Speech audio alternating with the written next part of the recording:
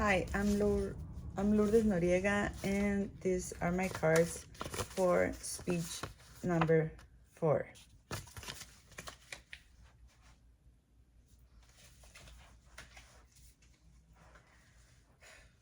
In the United States, prescriptions for stimulant medications like Ritalin had steadily increased over the past decade.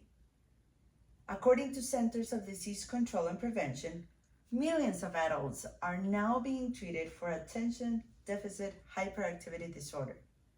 That's not a small shift, that's a cultural one. Now, you might be taking this medication, and for some, it generally helps. But here's the question: are we treating a condition, or are we medicating performance? Think for a moment about the pressure adults face these days. You have to focus faster, you have to produce more, you have to sometimes sleep less, but still perform at a high level.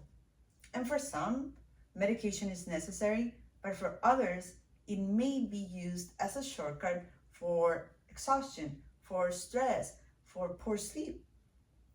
But before I go any further, I'd like to first give you some background on this subject. Ritalin is a central nervous system stimulant medication. It is commonly prescribed to treat ADHD, especially with symptoms like inattention and impulsivity. It works by increasing dopamine levels in the brain, which helps improve focus and behavioral control. It is widely considered an effective treatment for ADHD, particularly when symptoms impact daily functioning. Research shows that when properly prescribed, it can improve attention, it can reduce impulsivity, and support overall performance. But in recent years, concerns have grown among researchers and clinicians that stimulant medications may be prescribed too frequently. And in some cases, they're being inducted too early, especially in school settings, before other strategies are fully explored. Despite the benefits, I'm here today to convince you that Ritalin is overprescribed. To begin, I'll show you first that diagnosis rates in adults are rising, turning normal struggles with life into normal struggles with focus into a medical problem. I'll also explain to you how Ritalin may work by mimicking the brain activity of a well-rested person rather than directly improving attention. And finally, I'll show you there is a high rate of misuse and diversion among those with a valid prescription. Let's start by looking at my first point, where I'll show you that diagnosis rates in adults are rising, turning normal struggles with focus into medical problems. And to begin, over the past decade, there has been a significant increase in ADHD diagnosis in adults. Part of this is greater awareness, but it also happened alongside the growth of telehealth and the easier access to prescriptions. And it raises a concern that normal difficulties with focus, stress, and daily functioning are increasingly being labeled as medical conditions. In addition, Frontiers in Psychiatry published a research highlighting that ADHD symptoms in adults often occur alongside other conditions like anxiety, depression, and chronic stress. The study explains that because of this, accurate diagnosis becomes more complex, raising the risk of misdiagnosis and unnecessary use of stimulant medications.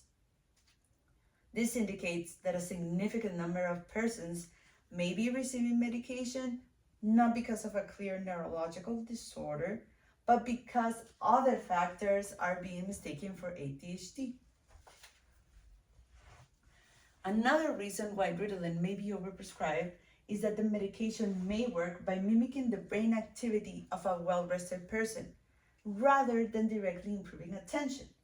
First, stimulant medications like Ritalin are believed to improve attention by targeting the brain focus system. However, research suggests that these drugs affect brain regions related to wakefulness, arousal, and reward, rather than the area responsible to attention control. This indicates that the medication may be enhancing alertness and mental energy rather than directly correcting an attention deficit. Additionally, research has shown that stimulant medications like Ritalin can improve cognitive performance even in people without ADHD.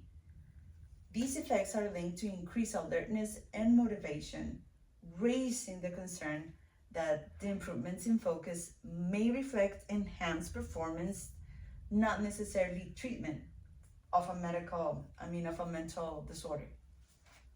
My final point is that there is a high rate of misuse and diversion among those with a valid prescription. In fact, research published in Human Psychopharmacology found that close to 22.6% of people with stimulant prescriptions reporting misusing their medication. This includes taking higher doses, using the medication for non-medical purposes like improving productivity and or staying awake. And this level of misuse suggests that these medications are not always used strictly on a clinical treatment. Also, there is a high rate of diversion, meaning that people with prescriptions often share or sell their medication to others. Studies reported by Substance Abuse and Mental Health Services Administration show that non-medical use of prescription stimulants is common in adult populations, especially in academic and high performance environments. These widespread access and use beyond medical supervision suggests that stimulant medications are frequently used for performance enhancement, making it difficult to ignore the reality that these drugs are being prescribed beyond their intended purpose or medical purpose. Okay, I've discussed a lot of information about Ritalin use in the United States and the concerns around overprescription. And now let me try to sum it up to you. Today, I've tried to convince you that Ritalin is overprescribed. I showed you first that diagnosis rates in adults are rising, turning normal struggles with focus into medical problems. Then I explained to you that Ritalin may work by mimicking the brain activity of a well-rested person rather than directly improving attention. And finally, I showed you there is a high rate of misuse and diversion among those with a valid prescription. This doesn't mean that medications are bad. It means that we need to use them responsibly. We should prioritize proper diagnosis and lifestyle factors before prescribing medication. And as future professionals, parents, or patients, we must question systems that favor convenience over long-term health. Before I close today, I'd like to leave you with a quote that I found in the work of Dr. Alan Francis. He has been outspoken about the risk of overdiagnosis, and in his book, Saving Normal, he stated, "We have far too much faith in pills, far too little trust in resilience, time, and homeostasis." Thank you.